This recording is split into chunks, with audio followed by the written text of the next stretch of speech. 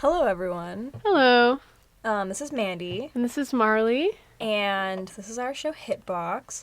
I want to start the show off by saying that on Sunday, a group of CalArts students are hosting a video game concert at 5 p.m. in the Wild Beast.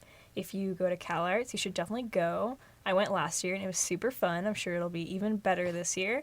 The theme is character themes, so that'll be super fun. I'm super excited. Mm-hmm. Yeah. All right. For episode 2, we're going to be talking about life sims, which we kind of alluded to in our first episode because we talked about choice-based games. But life sims, we think, are pretty much a completely different genre of choice-based. You could put them in the category of choice-based. But we're going to jump right in with talking about what I like to call escapism life sims. So life sims that are not simulating real or realistic life.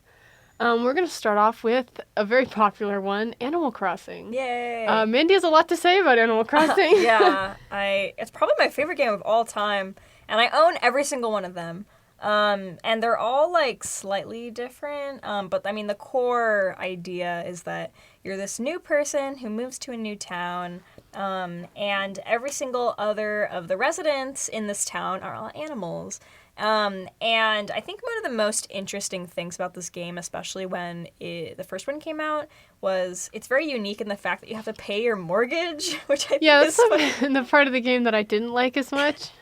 I mean, I think it's super funny. And it never, like, stressed me out too much because if you just didn't want a bigger house, you, like, didn't have to pay money. But I always wanted a bigger house. Yeah, no, I would always get the bigger house. But I love this game, and I think that it's kind of in the genre of almost a life sim because of the fact that you have to do things like cultivate friendships and pay a mortgage, and you have to, you know, sell, like, bugs and fruit and seashells in order to make money in the beginning. They're within the grip of capitalism still, Yeah. which is a simulation of life.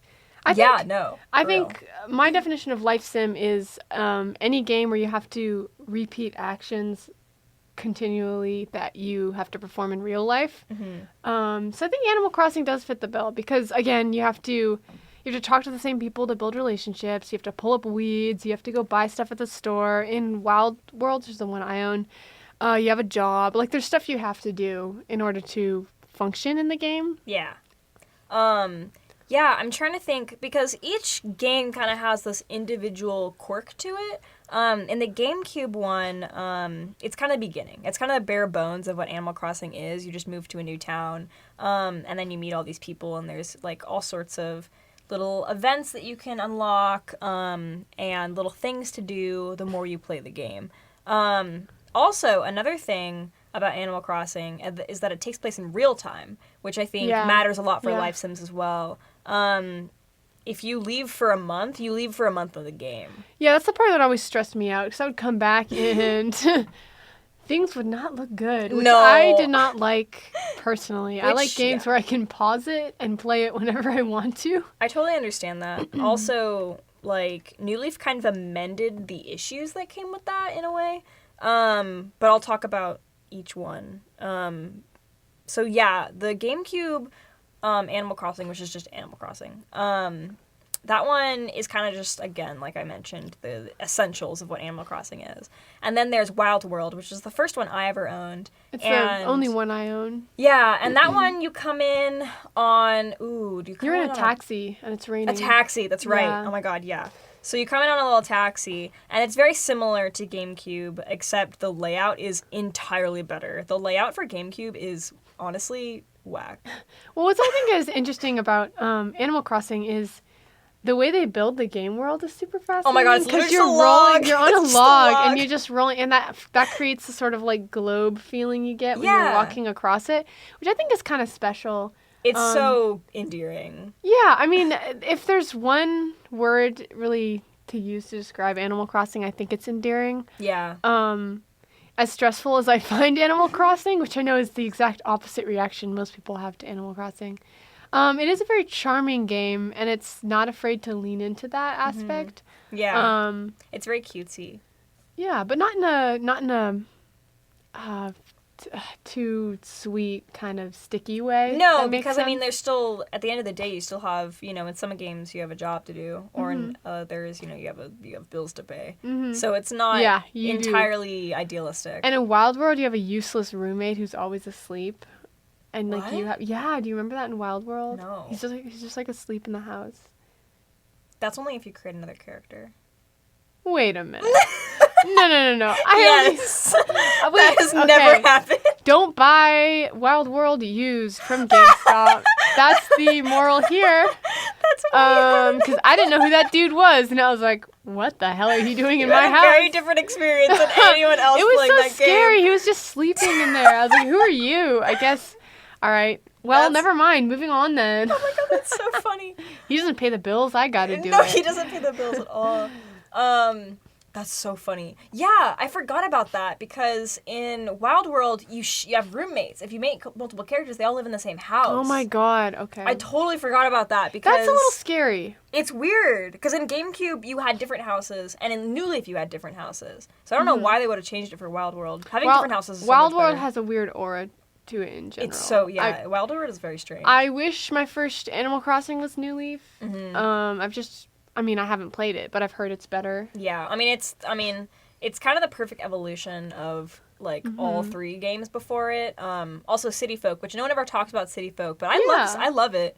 It was for the Wii, which I think is why a lot of people were like not super into it. The Wii is a strange console because people don't consider it a serious game console, despite the fact that it was completely revolutionary at its time. Yeah, no, totally. The Wii U was interesting, but we won't get into that. I don't know about that. But yeah, for City Folk, they implemented this whole new idea of, you come to the town in a bus, or maybe, a bus, and then... City Folk, of course. Yeah, but then the whole, like, charming part of that one is that it's the same game, except now there's a city, and you can go to these new shops, so other than, the clothing store of the Able sisters, or, Tom Nook's shop, you have, like, the big city high-end fashion store. Oh, is that where the llamas come in? No, that's New Leaf. Okay. Llamas are new. I like them. Yeah, they're good. Yeah. Well, actually, that sounds like an Animal Crossing that I maybe could get more into. Yeah, the Wii one's really fun. I grew up playing Sim City, so anytime there's... I just prefer city landscapes in games more than, like, open world, like, more open. I do not. Yeah. I hate city, like, games. One thing I do like about Animal Crossing, though, is that all the people in the game feel like they interact with each other, too. It never feels like you're the sole... Yeah, they do interact with each other. Yeah, which I appreciate out of life sims, because a lot of life sims can feel pretty lonely and empty because you're usually controlling every aspect of it. You're the only, like, quote-unquote conscious character. Exactly. Yeah. You're controlling every aspect of it, usually. And even in games that are, like, walking simulators, they're usually pretty empty. Like, you never approach any other person in a walking simulator. That's not technically true, but we'll get into that later. But that's not the point. Your point is not to interact with people. Your point is to experience the world that the person has created. Exactly. Yeah. And I think, and while we're talking about Animal Crossing, I guess we can bring up Pocket Camp. Oh, that's true. My opinion of Pocket Camp was that I thought it was a really fun mobile game. I think it's a really good mobile game. Yeah, I thought a lot of people think otherwise. No, I thought it was totally fun. I thought it was a good thing to play while I was on the bus. Yeah. It's not something I would invest a lot of time in. I remember playing it for like 2 or 3 months, a lot when it first came out. Mm-hmm. But I don't really touch it that much anymore. But I think it's really sweet. I think it doesn't require you to have played the Animal Crossing games on DS or GameCube. Yeah, no, it doesn't. Or Wii. But it also doesn't require you to make a bunch of in-app purchases. It's not demanding anything from you, which I think Yeah, that was I think that comes from the Nintendo's privilege of not having to demand a bunch of like in-app purchases.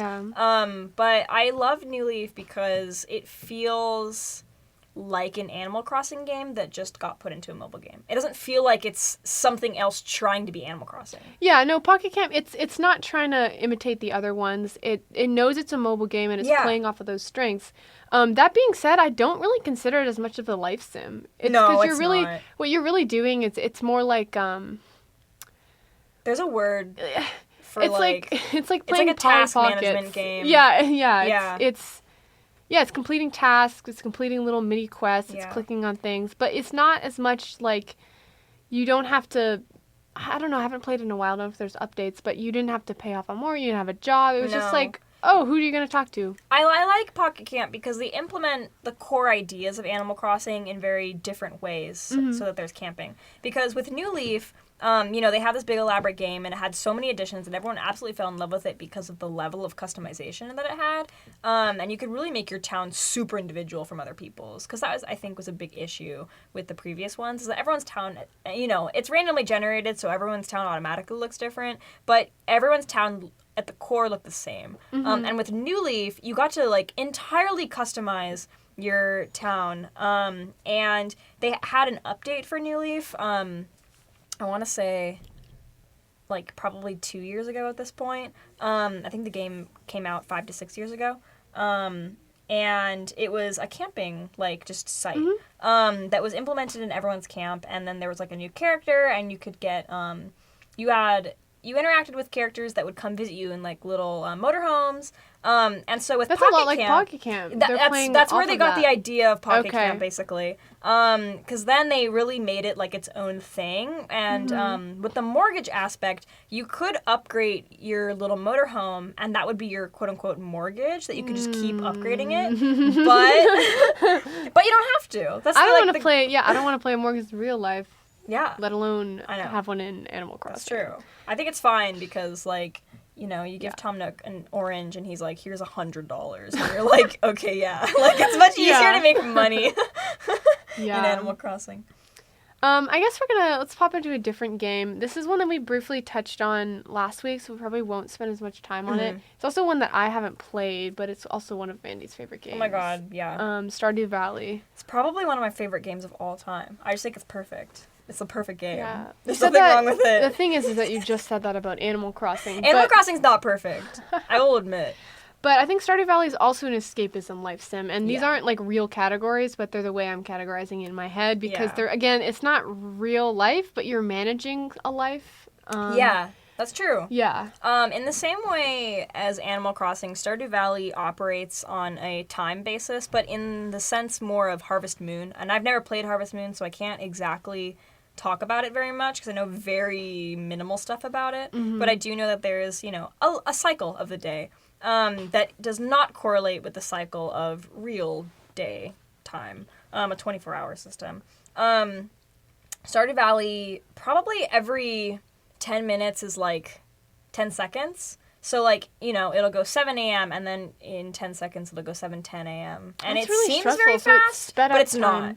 It might be even 15 seconds. It seems very fast, but it really isn't, unless you're in the beginning and you have a lot to do. But that game is solely about time management, which I think is really cool.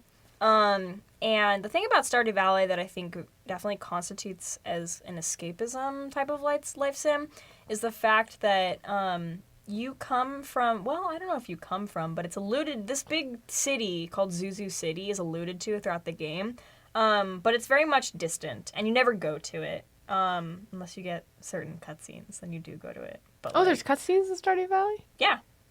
Dang, I didn't know that. Yeah. They're little heart events. If you like level up your friendship or like romantic relationship with any of the characters, you get heart events based on what heart it is, and you get a little cutscene type thing. It's not like some cutscenes where you can like tell it's a cutscene. It's more of just like the world stops and a little animation happens. But those are one of my favorite parts of Stardew Valley is little cutscenes. I think Stardew Valley, like, and from what I understand of it, it's also a little bit linked to the category of like School Tycoon or why did I pull up that one first? What is School? Roller Coaster Tycoon? What is School Tycoon? Okay, if you ever played Zoo Tycoon and Roller Coaster Tycoon in like the mid to early 2000s. I had Aquarium Tycoon. Well, they also had like Underwater City Tycoon. Those games, first of all, ruled. Second of all came in a pack of like CDs that you could just slide on in there to your PC. Yeah. But I think it fits into that zone for me where you're managing a place and you're managing the people within it. Yes. Totally. Mm-hmm. And I think that, you know, you're not dictating where these people go every day other than yourself, but you do dictate the types of relationships. I mean, it's very one-sided. Like, they don't get to choose whether or not they want to be friends with you. Like, they automatically just kind of all do. Mm-hmm. But I was going to say that Stardew Valley really feels like an escapism life sim because of the fact that it takes place in a small town outside of a city. And I don't know what this fascination is with, like, game devs in small towns. But, like, it's very interesting to me that we idealize this sort of, like, out-of-touch farm life as a, like, form of escapism because... I mean, I personally probably wouldn't want to live in that type of small town, but also when you're so much involved with a city and a city type of landscape, you can very easily say, "Oh, I just wished I lived where nothing happens." I think it's emulating what happens a lot in real life, where it's like people get sort of city burnt out and want to go live in the countryside. Yeah. So I think it's playing off of sort of like real. I don't want to say stereotypes or cliches, but real, like, collective, I mean, it is. collective it totally sort is. of, like, mythology sounds weird, too, but, like, it's part of sort of the dream American landscape. Well, the whole plot of Stardew Valley is that your grandfather dies, and he asks you to open this letter to him when you've finally had enough of your, like, daily routine. And so they show you a little cutscene of you, like, at an office job, and you're just, like, so exhausted. And then you open the envelope, and he's willed you his farm. And then you move to the small town. Oh, that's very, like, idyllic, like... Yeah. Yeah. Yeah, I don't know. There's something interesting to me about life sims where you're managing more than you're sort of playing as you or as a person. Because as I understand Stardew Valley, you do both. But in games like Zoo Tycoon, you're sort of like this God? Yeah, you're basically God. You don't exist in the game. You're just controlling the pieces of the game. The original Roller Coaster Tycoon is fantastic. You can still play it. But I don't know. I grew up playing those games, and there's something really satisfying for, like, an 8-year-old to just be, like, moving fences around so the lions get out and eat people. Yeah. Which I don't think you could do in Stardew Valley. No. But I think it has a similar sense of satisfaction to it. Like, I made this. Yeah. Well, I mean, Stardew Valley is interesting, right? Because it's both a dating... Well, it's all of these things. It's a dating game. It's an RPG. It's a crafting game. And... it's also, like, a puzzle game. I think a lot of life sims have elements of crafting in them, which is something we could probably spend an entire episode talking about. Yeah, that's true. I mean, you could argue that Minecraft is a life sim. That'd be wild, but yeah, you could. You could try. I mean, yeah. No, it is. I mean, it... Yeah, okay, we're using... No, you know what, Minecraft... You know what, let's talk about that.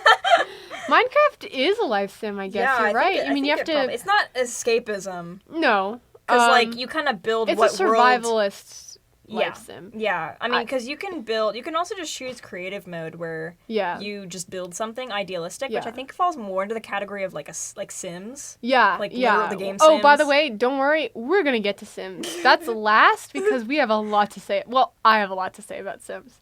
I think almost everyone on this planet has played Sims. That's a lot. Yeah. But a lot of people have played Sims. I think it's true. It's a pretty universal gaming experience because it's so accessible. And that's another thing about life Sims.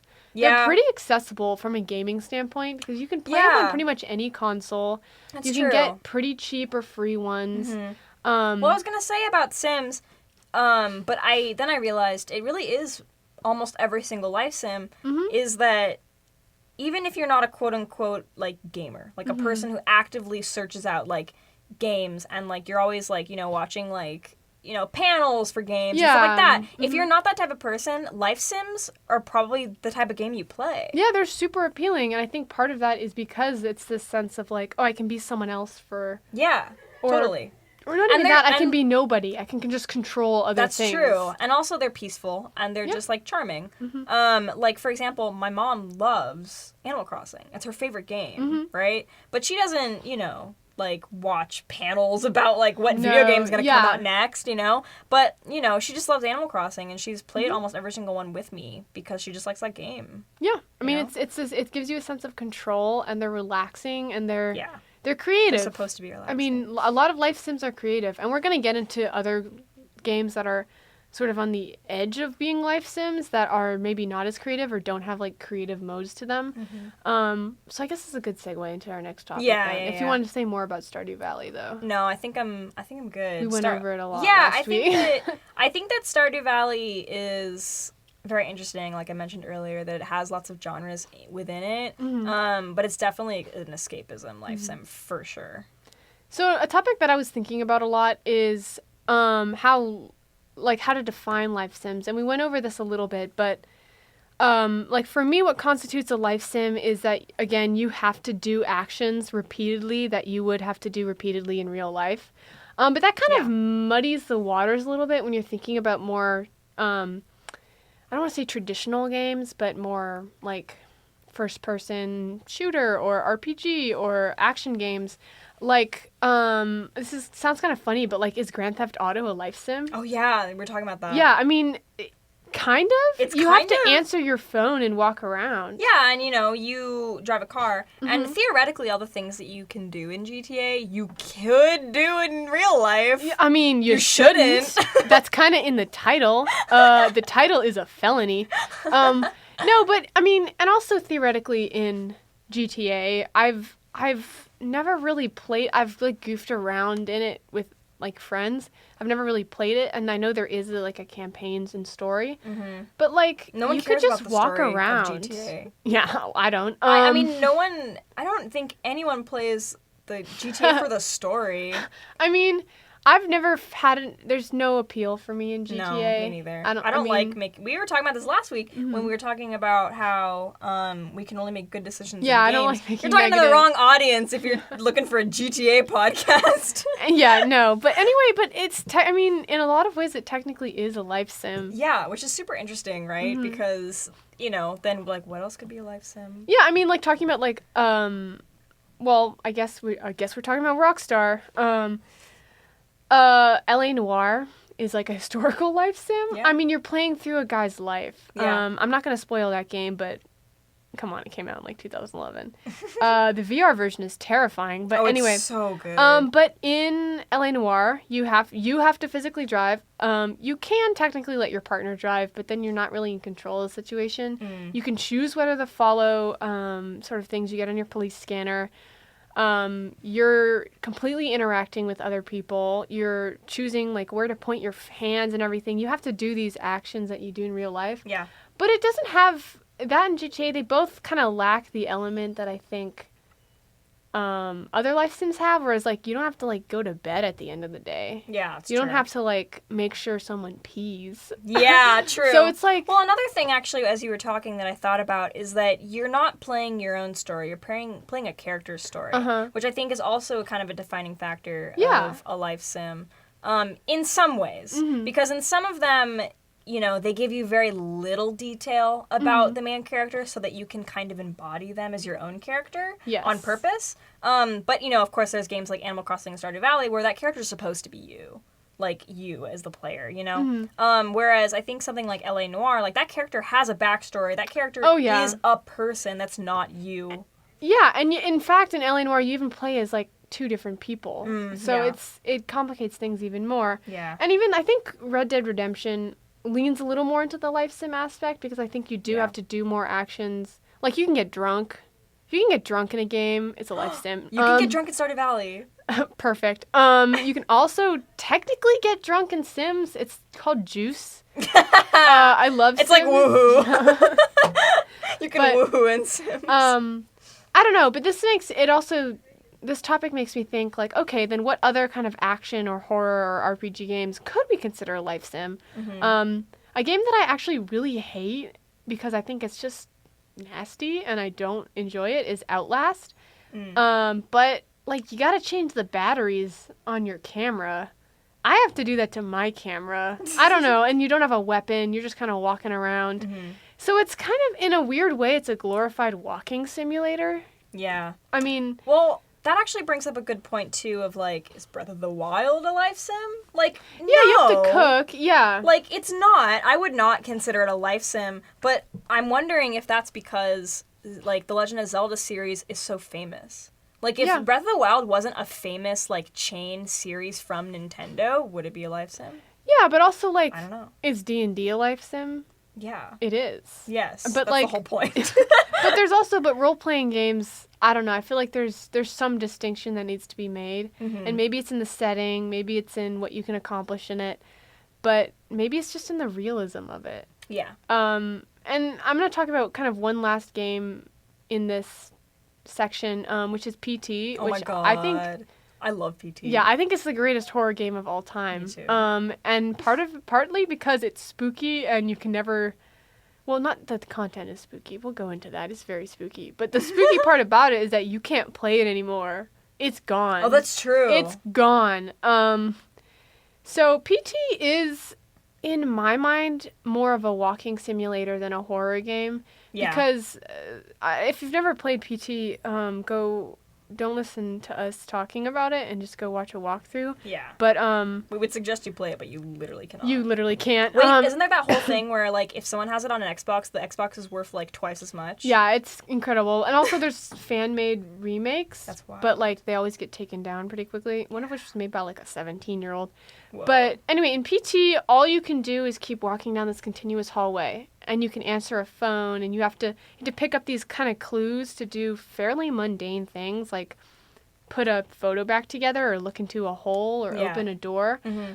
But at no point are you fighting anything. It feels like you're running away. Well, you are running away. Yeah. For some reason, I'm blanking on the woman's name. Oh, I don't remember any I do name know I've it, ever and heard in my entire it life. left my head like 2 seconds ago. But it's a terrifying game, partially in the fact that you're in this repeating hallway doing mundane tasks over and over and over again, and it changes every Not the single game time. Limbo, the concept. Yeah, but I don't know if I think I would kind of consider PT a really terrifying life sim. Yeah. But also I think part of what not inspires. Well, I just don't know any words today. Influences my thoughts on that is that it takes place in this suburban house. Yeah. It doesn't take place in like a spooky woods or like a part of the reason I don't like Outlast is because it's totally cliche and offensive, but it doesn't take place in like an abandoned asylum. It's like It's a house. And I think that's part of why the Silent Hill series is pretty scary, but why specifically PT is really scary, but also kind of in a weird way reminds me of like a life sim. I mean, it's totally a walking simulator. Yeah, it is a walking simulator. I mean, you really can't do much else. Like, you can solve puzzles, but it's always by, like, picking up a thing, putting it next to another thing. You're never, like, I don't know. You're never doing anything complicated in that game. No, I mean, you're doing a lot of thinking. Yeah. And the Eraserhead baby is there. But besides that... Oh, he's chilling. He's just, in the sink. Little raisin. Little what? Little raisin? He looks like a raisin. He does not look like a gross. raisin. I will not have you disrespect the Eraserhead baby on this podcast. Never seen Eraserhead. We'll talk about that later. This is a good segue into our next section, which is walking sims. Yeah. This is a really favorite genre of mine. I don't play a lot of walking sims. I do. I also watch a lot of walking sims. I think they're super interesting because it's taking sort of this age-old game concept, which is like sort of like text-based, like you're just learning a story. It's almost the most literary form of gaming you can have. Yeah. The first walking sim I ever had contact with was Dear Esther when I was in middle school, because I played a lot of Valve games. So I played Half-Life 2, Half-Life. I played a lot of TF2, played Portal and obsessively. And Dear Esther was made in Source Engine, I believe, and it's basically like a mod of, I believe, Half-Life 2. But it's this incredible game where you're on this island and you've got this beautiful sort of very light soundtrack, and you can hear the waves and you can hear seagulls, and you're just on this abandoned island. There's absolutely nothing on it, and all you have to do in the game is walk in a spiral around the island, and you don't pick up anything, you don't solve any clues, but depending on where you go first and where you're walking, you get these letters read to you to someone called Esther, and they're about this man, or they're from this man, and through the letters you start unraveling what the story is. Oh, that's really But cool. they get more and more sort of archaic and sort of James Joyce-y, like you don't really know. They get more and more complicated and artsy as they go, so they're fractured and muddled. And then you fall down these holes, and you're suddenly in this other world, and there's all these weird, like, chemical symbols on the walls, and if you turn right at the right point, you can see someone in the distance. You can see, like, ghosts. There's candles really cool. floating, and then suddenly you're at the top of the island, and it's just this abandoned island. And there's something really beautiful about that to me. Like, there's no resolution because there doesn't have to be? No, and whatever resolution you get is entirely dependent on where you're walking. So the game's entire gameplay is just walking. That's your only mechanic. And when I was, like, 11 playing this, I was just blown away. I don't know. Something about that concept is really... It's just... I think it's one of the most... It's almost film-like in that quality. Yeah. Because you're interacting, but in the loosest sense. Because it's just... Yeah. All you're doing is interacting with the story. You're literally not doing anything else. Yeah. Which is interesting because there's a lot of people who think that doesn't really constitute as a game. You know, and a lot of people invalidate walking sims because, you know, they're not real games, you're not interacting with the story, you're not, you know, like basically shooting something. Yeah. So then it's not considered a game. Yeah. But I mean, you know, a game is a game. You can't really... Yeah. I don't know. I mean, and walking is a gameplay mechanic. Like, yeah. Like, in almost every single game. And it's, I don't know, there's something really, like, lonely and peaceful to me about walking simulators because in, I think every single one, at least every single one we're going to talk about, you're the only person. Yeah. You don't encounter anyone else. It's kind of just like you're recounting the remnants of people, but you never interact with any of them. It's this totally lonely world that, for some reason in this genre, is entirely... It feels unique to me. Because I don't know if in any other kind of game it's just you.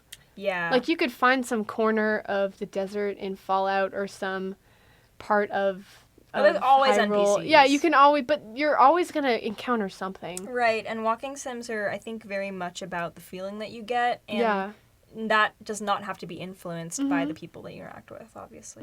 Well, that's a good time to talk about Gone Home. Yeah, definitely. Gone Home is a wonderful game. I don't remember, actually. It's interesting, because I don't remember if I've played it. I think that I did, but it kind of just goes to show that walking sims have the same feeling watching it that you do kind of doing it yourself. Depending on the game. Because you are simply just walking through the game, reading notes and such.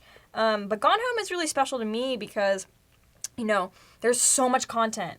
The only thing you're doing is walking through this house and reading kind of like notes and bank statements and journals. Oh, real quick, spoiler alert, just in case we end up spoiling any of these coming up ones. Yeah. Especially Gone Home. Yeah. If you haven't played Gone Home and you want to, don't listen to this part. Yeah, again, just like PT, you should really be playing Gone Home instead. Yeah. Especially if you're queer, haha. But, yeah. We said spoiler alert. Okay. I said spoiler alert, that's fine. But Gone Home, so you walk through this house, and it's like, it takes place on the East Coast, you can definitely tell. And I think that, what? Wait, I thought it took place on the West Coast. No, it takes place on the East Coast for sure. Just because, like, I think the style of the house is very, I don't know. Well, I'm going to look it up just because now I'm curious. Yeah. Keep going. Yeah. It's either, like, East Coast or, like, Portland, Washington. Yeah, I was thinking, like, upper West. But I don't know. I could be wrong. But it's very much of, you know, this kind of old, like, 2-story, maybe 3-story house. And... Portland, Oregon. Oh, my God. Okay, yeah, okay. So, Portland. So, it's, like, kind of this... I don't know if it's an old house, but it's a very, like, beautiful, large home, which already the type of home that you're walking in a walking sim can tell you a lot about the context of the people who lived there. And you walk around and, you know, you're reading, again, I mentioned this earlier, but you're reading notes and, you know, bank statements, like, journals, like, every type of, like, written material you can possibly find, you're, like, reading. I think you can probably also go on a computer and see like files from something. You can open cabinets. Yeah, I you really open distinctly stuff. remember that. There might be some small puzzle aspect as if like you have to find a key to unlock a door. Yeah, but again, like life sim, like you Yeah, I have to mean- find your keys in your bag. Exactly, yeah. It's like, is that a puzzle? No, exactly. So the end, I'm going to spoil the end now. The end, basically, is that, you know, you're walking through this house and you're learning about your family. So you play as this girl who's gone away to college, who has come back to visit. And you have a younger sister. And throughout all these notes that you're reading, you're realizing that your family has had some financial problems, and that your little sister feels very out of place. She's had a lot of struggles in school, and she's really going through a really tough time because you left for college and she doesn't have you there with her. And then you kind of build up to going upstairs in the house. And once you get upstairs, like, and also everything in Gone Home almost feels like a horror game just because... I thought it was when I started playing. It a had lot of sort people this did. ominous vibe to it. Yeah, a lot of people did think it was a horror game because it's stormy outside, and it feels... I mean, it's obviously empty. And modern horror games actually, I think, borrow a lot from walking simulators, Yeah. especially like early ones like Dear Esther. But we can go into that at different points in time. Yeah. But like emulating that feeling of like there's no one around me. Of isolation, yeah. And you're working your way up to the top of this house basically the whole time, by finding keys and such. And you finally go up, and it's kind of the climax of the game, and you go up to your sister lives in the attic, and you go up there, and everything is lit with fairy lights, and it looks absolutely beautiful, and it's this very emotional scene where you look around, and, you know, there's photos for the first time where she looks really happy, and you found out that she found a girlfriend, and they ran away together. And she's like happy now because, you know, she's not having to struggle with school and she doesn't have to like pretend to be who she is. And it's just this very like uplifting moment of like you discovering your sister. It's a moment of relief too. Yeah, I mean, seriously. it's a pretty like because foreboding atmosphere. Well, you play the whole game assuming that you're, at least I did, assuming that you're going to find out that your sister killed herself. Like, that is how you expect the game to end. Yeah, I mean, that's the sort of formula they've set up for you. Yeah. And I think it is using also kind of inversely using a lot of horror Yeah. tropes to sort of make so you expect there to be kind of a solemn ending. and Dear Esther does also end in suicide. Yeah. Which I think is unusual for a game, but is not unusual for the genre of horror, especially in games. Yeah. Which is kind of unfortunate and Yeah. not something I particularly like. Yeah. But I think that makes the ending of Gone Home particularly sweet. It's so special, like, that game, just because, you know, it doesn't end with a sad ending. But you still have mixed feelings because now your sister's not at home anymore. Yeah. So, I mean, it's just, like, a lot of different emotions that I think could only have been captured in a walking sim. Definitely. And what's interesting to me also is, like, games that came after it. Like the game What Remains of Edith Finch, which I never got to play myself, but I decided to sit down and watch, like, a cinematic walkthrough of it, no commentary, because I've always wanted to play it, and I just couldn't find the time or the money or you know, I didn't have a gaming computer, you know. Yeah. You know how it works. And I found that game really beautiful, but I also found it incredibly frustrating. This is a game that sort of takes the same format of Gone Home, where you're this girl coming home to her family house, and no one's there, and it's not immediately clear why. And through walking around the house and exploring the rooms, you figure out what happened. And it's this completely outlandish fantasy story about this cursed family where everyone is cursed to die. Whoa. But the house keeps being built upon and built upon and built upon. It's this sort of like It's like your house. the Weasley's Burrow. It is like my house. The Weasley's Burrow kind of like mess of a house that's on this cliff on the ocean, and the curse stretches back to when they were in Europe, and it's this incredible story.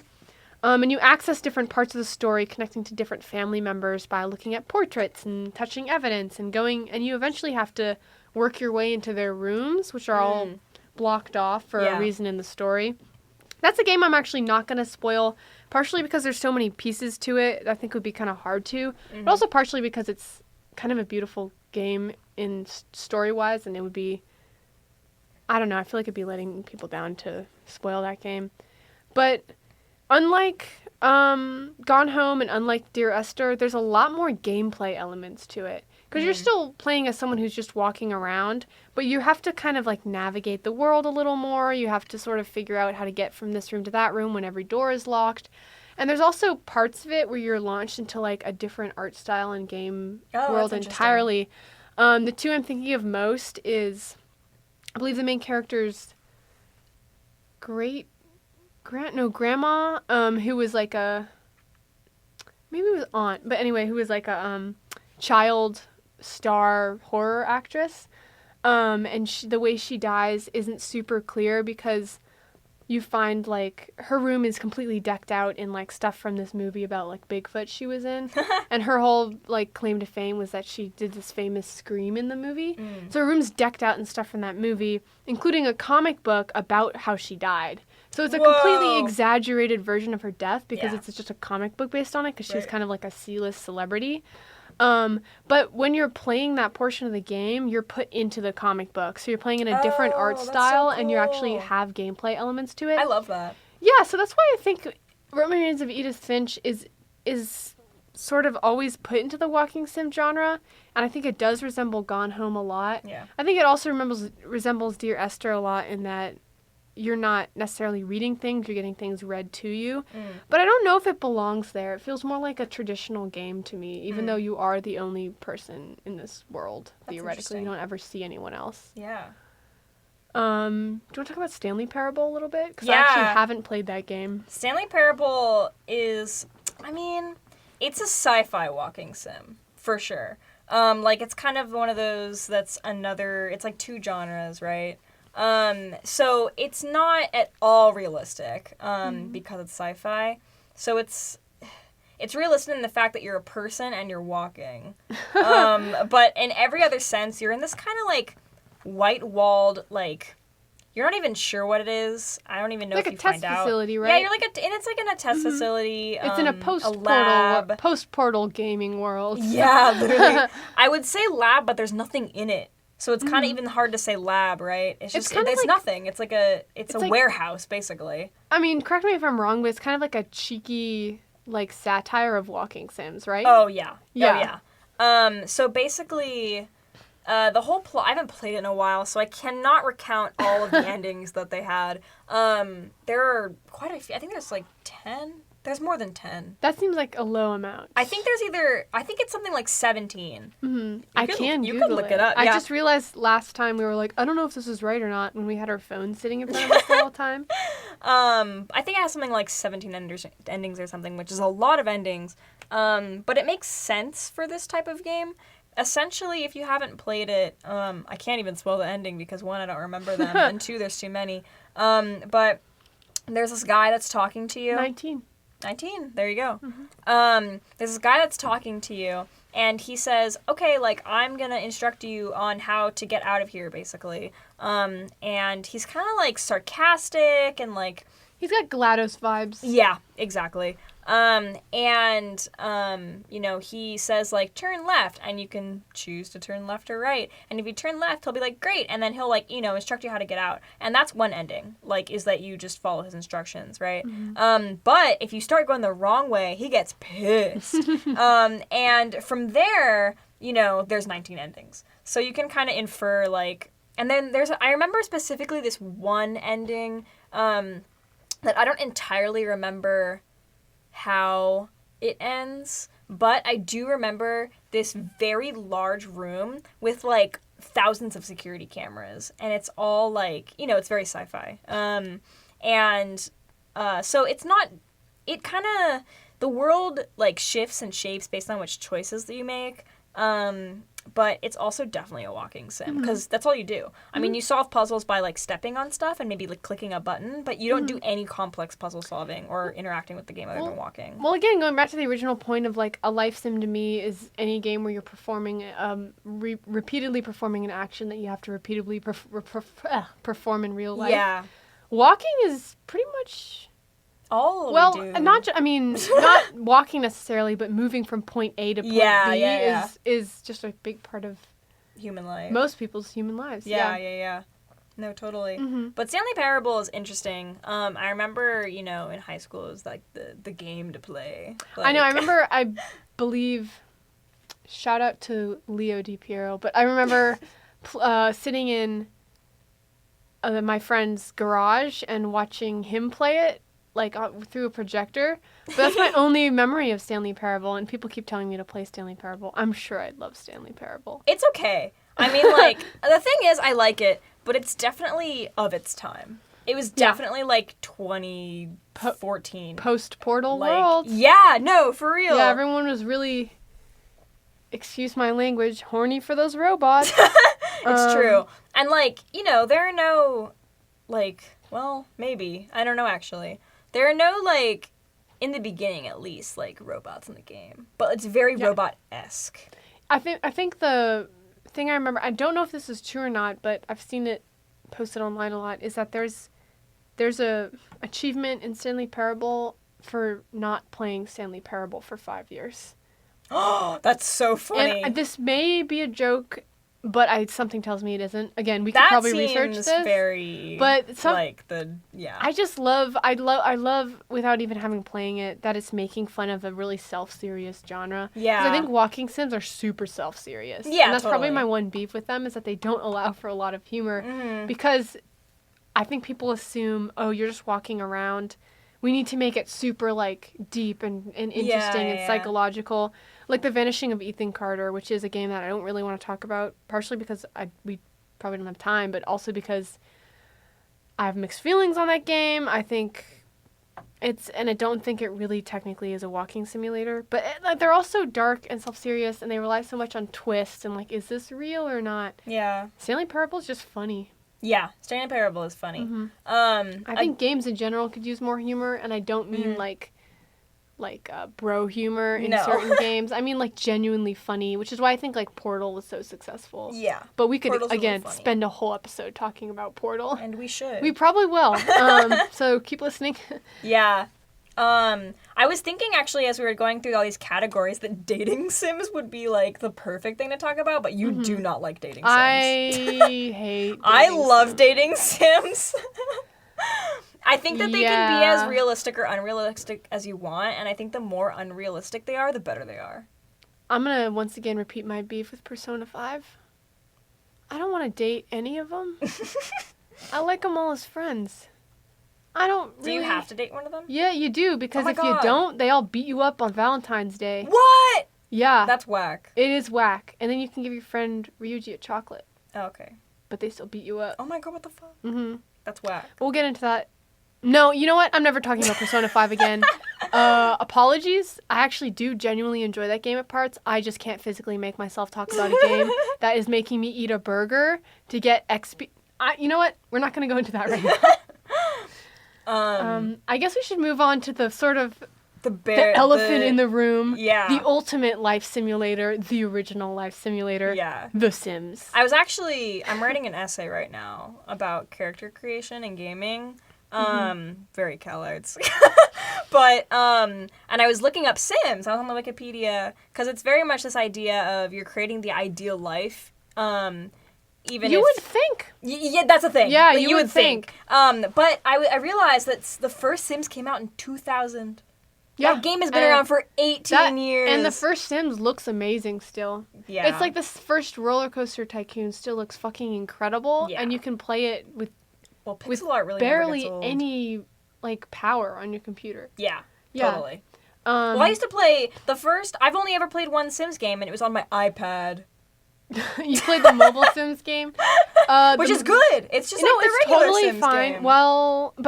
Well, I'm a bit of a Sims maniac, but... I also played a different Sims, but it wasn't like Sims. It was like My Sims, or like you looked like a chibi, person. Well, the mobile Sims, before we get into the Sims, is weird to me because the people in it look like little Pinocchio puppets. What? And it really scares me. They look the same as the actual game. What version of Sims are you playing? I don't know. Are you playing Sims 2 on GameCube? Which I own, by the way. You probably own all of them, yeah? I do own all of them. But it's like Animal Crossing. The Sims game I grew up with... Well, technically, I guess it's Sims 2 because I have really vivid memories of playing it in my friend's house. Vivid memories, because The Sims to me was this magical land of games that I couldn't play because I didn't own any consoles. Yeah. Where it was just so open and free, and the games I played were the Harry Potter games, Type to Learn, and Kid Picks were pretty much the ones I played when I was a kid. My sister did secretly get a RuneScape. We did not stay on that for long. But what made Sims really magical to me then, and what still makes it magical to me now, is that it's funny, and B, you can do whatever you want in theory and in practice, because you can give the Sims complete control of their own life. Like, you could just sit back and watch them do things, which is enjoyable on its own. But you can also take away strip them of their rights, basically, and control them completely. But another special thing about Sims is that it doesn't dissuade you from cheating. Yeah, totally. It's this completely wild thing where it's like, no, we want you to use the cheat codes. Here's a book of them. Oh my God. It's officially published by us. Wait, really? I own the Sims 3 one. That was so the fucking... funny. I read that book every day of my life. That's so funny. So I think Sims 2 is my first Sims game, but Sims 3 is really the one I have a really big fondness for. Mm-hmm. And I'm going to pause for a second to let you talk about Sims, because I will not stop if I keep going. So we'll come back to me. I have a very limited experience with Sims, but I never loved it just because I had to make them go pee like all the time. And there's a really cheat for that. Stressed me out. There's a cheat for that. Not for the mobile game, there is not.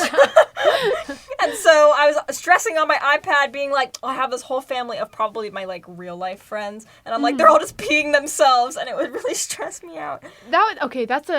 Just real quick. Yeah. That's a like pinnacle thing everyone does in The Sims when they're in like middle school and high school is immediately make all their friends in The Sims. Yeah. It's very scary What's if you give them full control of themselves, because you will start seeing your friends dating each other in The Sims, and that is not something you want to see.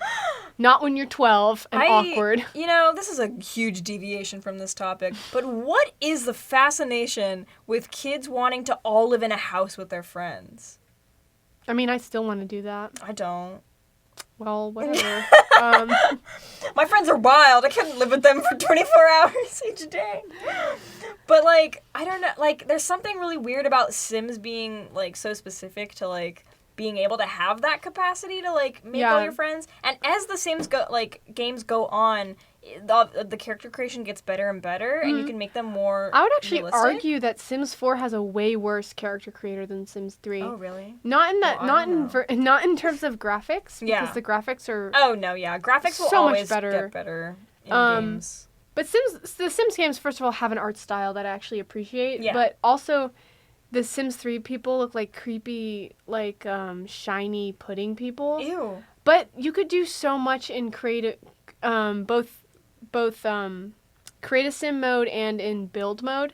You could customize literally everything. Like, you could bring in your own patterns. You could change the color of everything. Oh, and for me, when I would spend literally hours making an outfit. That's what you can do in Animal Crossing New Leaf. Okay, you're not... Okay, fine. But anyway, but Sims 4 for me was Sims 3 had an amazing build mode. Yeah. And I learned all the in and outs of it. And again, studied the manual, got really good at it. I played Sims 3 without cheats a lot just because, I don't know, I really like those kind of games where I can look down on a world and be like, okay, I'm going to put you near here. I'm going to do this.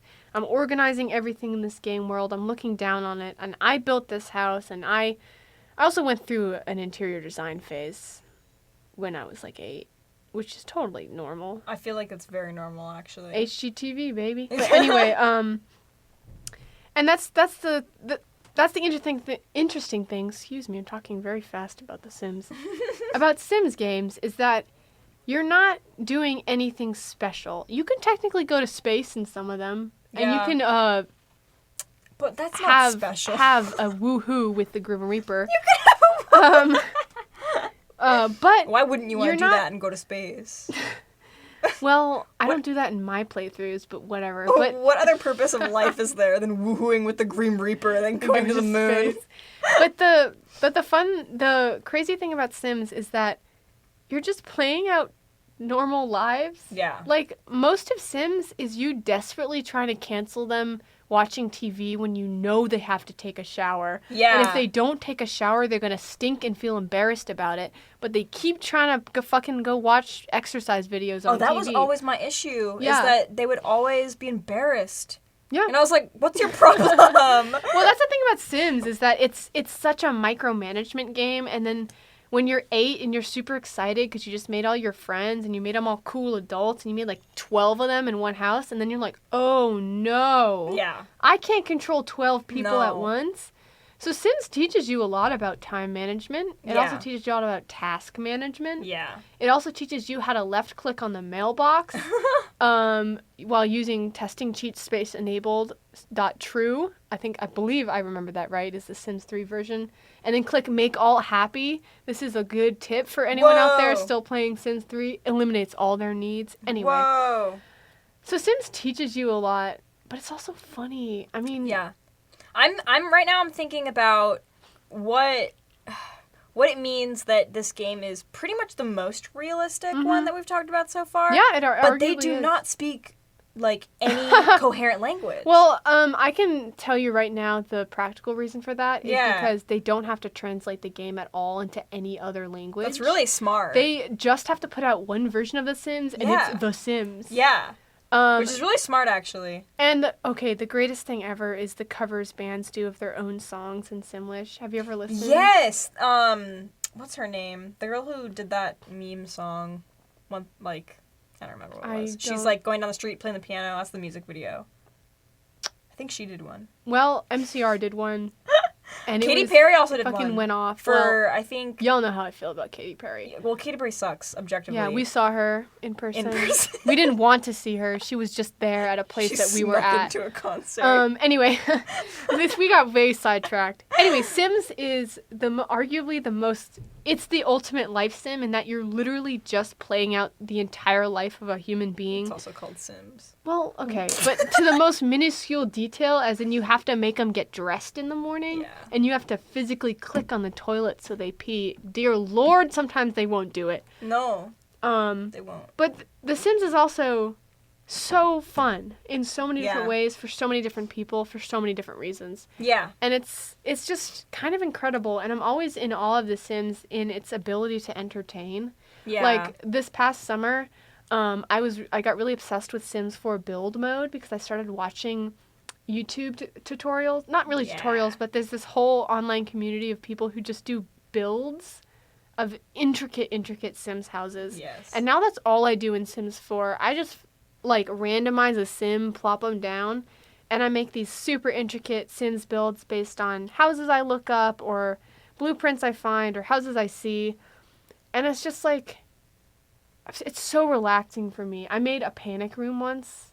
Of course you did. I made a lot that looks like a forest, except there's a secret passageway that goes down to an entire underground house. That's so cool. And it was so cathartic and weird and wonderful. And Yeah. I think that's what's great about the Sims. Is Yeah. that you could theoretically create yourself and play as yourself in The Sims. Yeah. But it's just like, it's this completely freeing open world that's just our world, but completely kind and clever and funny. Yeah. Yeah. No, totally. And that's what I like about it. My experience with Sims, other than the mobile version, was a game called My Sims, which... Is that a DS game? Yeah. I was obsessed with this game.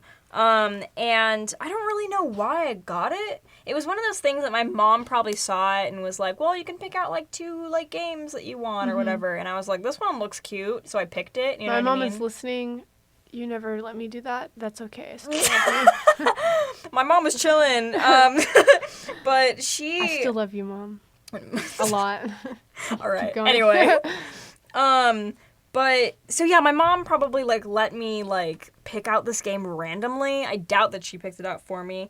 But I was obsessed with this game. And I remember beating it because you can beat it. There's a point in the That's game. That's fucking wild. Well, the thing is, you never truly can beat it, but you can get to a point in the game where you can do nothing else. You can still walk around. You can still talk to people, but you can't. There's no objective anymore. That's literally impossible in the other Sims games. You cannot beat Sims because even if your Sim dies, you still have to manage their funeral. Yeah. You still have to place their gravestone. So funny. You still have to make sure, like, their wife doesn't get too upset over it. Yeah. Which is kind of wild. I usually marry her off to the Grim Reaper. Yes. Anyway. But, yeah, I don't know. There's something... Also, this game is, age 3+. I could not hold a stylus when I was 3. It's really funny. First of all, what 3-year-olds I was still bald when I was 3. No offense, Mandy. I was not who bald, is still bald. Unfortunately. Anyway, when I was 3. No, but this game, oh my god, I want to honestly go back to my room and play it right now. It was so, it's That's how so I feel fun. about Sims 4 now. It's so fun. Like, it's basically Sims, but everyone looks like a little, like, chibi avatar instead of, like, like a normal long person. I'm sorry. Normal people are not long people. The people in Sims look long. It's probably just because I'm 5 feet tall. This just in, folks. The people in Sims are long. Well, that's actually... so long. I'm going to talk about some of the wonderful things about Sims 4 after Mandy talks about my Sims, but here's one weird thing about Sims. You can't change height. You can change everything else. You can't make yourself shorter or taller. That makes sense. Everyone's on equal footing. Anyway. Everyone's on equal footing. But yeah, I don't know, like, this game is interesting because you can, like, unlock certain areas of the game. And in a way, it's more like Stardew Valley, where there's a kind of like a finite place already set up for you, and then you're given a house that you can customize, but not to a crazy extent. And making money in this game is so hard. Like, hard. So no motherload? No. I don't know what that is. Command-Shift-C. Testing cheats enabled. Motherload. I had the mobile version. All right, for those of you not in the know. Oh my god. Motherload is the greatest cheat a game has ever had. It just gives you a ton of money, and you can use it as many times as you want, so your sim does not have to have a job, which is probably the part about Sims I like the least, is when your Sims has a career path that you have to go down. Yeah, well, I mean, then they it's have to go boring. to work. Yeah, then they go to work, and you're like, well, I guess I'll just, play with the stove. Yeah. I guess that's what you do in real life when your parents go off to work. I did not play with the stove. When you don't I don't know have what a I'm job, saying. you just play with the stove. That was a weird example, but like I just rearranged furniture. Were you pissed for 10 hours? Oh god. But I don't know. This game was just like really. I don't know. I had such a like beating it was so like rewarding for some reason because it took so long since like money is like impossible to get, and I think I might still have my old save.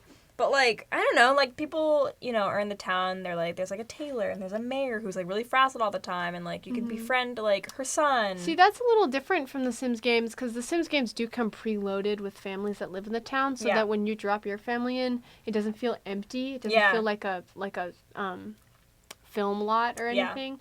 But...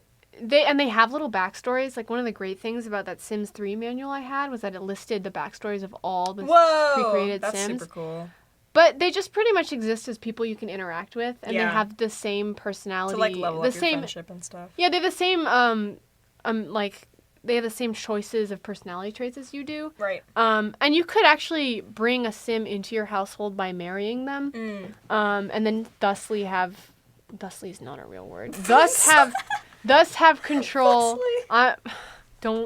Thus have control of this other Sim. Don't look at me like that. But yeah. Yeah, I'm like done talking about my Sims. I'm gonna finish up. But also, it's wild. All right, I'm not gonna play my Sims. I also lost it for a really long amount of time when I was younger, and I got so upset. And then when I moved away to college, I was moving a desk, and it's behind the desk. Anyways, I'm a Sims purist. Just kidding. Actually, kind of a little bit. I'm gonna finish up this episode and our talk about Sims by. God, I could talk about Sims forever. Yeah. Especially build mode. By the way, look me up on the Sims community. I'm Marley Townsend. Whoa. Download my builds. They're pretty darn good. They actually are. Thank you.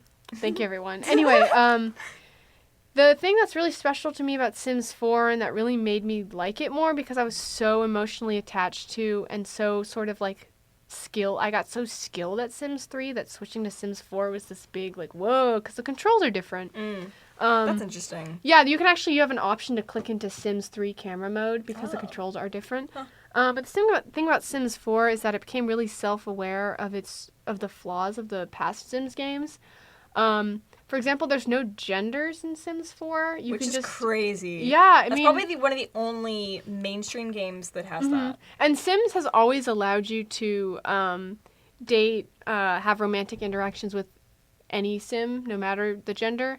But Sims 4 abolished gender completely. Yeah. It basically just asks you like, does your Sim stand up when using the toilet? Can your Sim get pregnant? It's just these completely like non-gendered questions that they don't really have relevance to the game other than that performing those actions. And then every single Sim, in the other Sim games, you have a bar that determines what your voice sounds like. And if you're a male or female Sim, it has different voices on it. In Sims 4, every Sim has the same bar and you just scale up and down to change like the pitch and sound of your voice.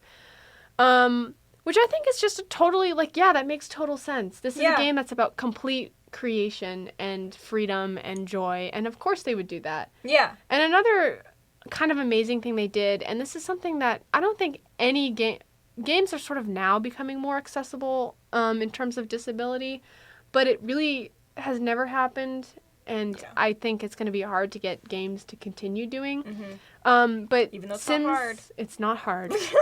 And we make games, so we know that. Yeah. Sims 4, all the Sim games had this personality trait called insane, which basically made your Sim talk to themselves or lose things a lot, or sometimes there's also in Sims 3 the kleptomaniac option, like steal things a lot, like this kind of outdated sort of ideology and terminology. And in Sims 4, they realized like, oh, we can't do that anymore. We're getting rid of gender. We're doing all these amazing, like maybe we shouldn't.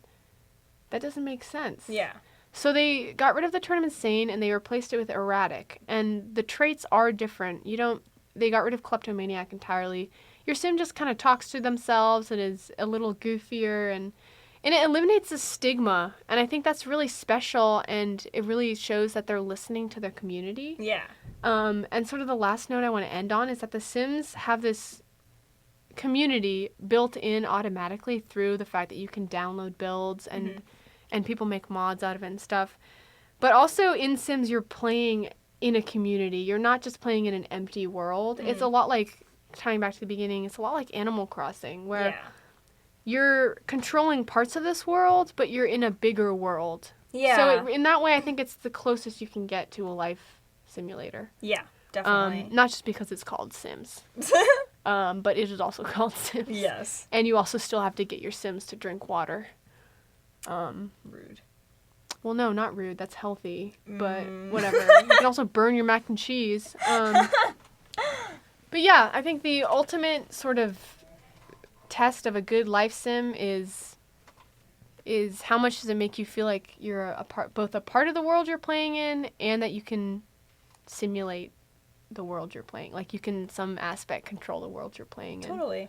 And on just like a last little thing about the community, I think that a life sim that allows you to have a community in real life is very interesting. Yeah. Because, I mean, I don't know, like the same thing goes for Animal Crossing. Like the communities for Animal Crossing are wild and like it became this whole meme online of like, when is Nintendo going to announce Animal Crossing? But like, you know, that game means a lot to a lot of people. As does Sims. Yeah, I mean, like, I know for myself just hearing the build mode music from Sims 3 and I'm immediately tossed back into like this nostalgic. Yeah. The way no other game, as much as like other games I might technically care about more. Sure. But throughout my life as, I don't want to say life as a gamer, God. But throughout my life as someone who plays games, starting probably from like 8, 9, 10, because I kind of got a late start, I've always played The Sims. It's been a big part of my life since I started playing games. Animal Crossing was the first, like, serious game that I ever played. And I think that's the other special thing about Life Sims is that they're that accessible. Yeah. That you can enjoy them your entire life. Yeah, it's totally true. And at different stages of life, you, I think, learn to understand different aspects of the game. Yeah, and they mean different things to you. Like, when I was 12, I was obsessed with making my sim, a sim based on me that looked perfect. Yeah. But now I don't even make The Sims anymore. I'm just trying to build my dream house Yeah. with a secret room underneath it where I can go in case of emergency. No, totally. Yeah. I think that's the greatest thing about Life Sims. Yeah, definitely. Well, if we're finished. Yeah, we're going to reiterate what we said at the beginning. Video game concert hosted by all CalArts students. All the arrangements were written by CalArts students and performed by. It'll be on this Sunday. That is Sunday what's today? The 9th? I think Sunday the 11th. Well, today's the 9th. So then the 11th would be Sunday. So 5 Sunday, p.m. November 11th at 5 p.m. It'll be a 2-hour concert In the Wild Beast. Hosted by our lovely friends Zach and Ryan. And it'll be really fun. So everyone who's listening who goes to CalArts, you should totally go. Full of talented musicians. Yeah, definitely. If you like games or if you like music. Yeah. Or if you like neither and just want to hang out. Yeah. No, it'll be super fun. Yeah. You're not doing anything better on a Sunday night. I know I'm not. Well, thanks so much for listening. Yeah, thanks for tuning in. Yeah, and we'll talk to everybody next week. week. See you next week, I guess. All right, goodbye. Farewell.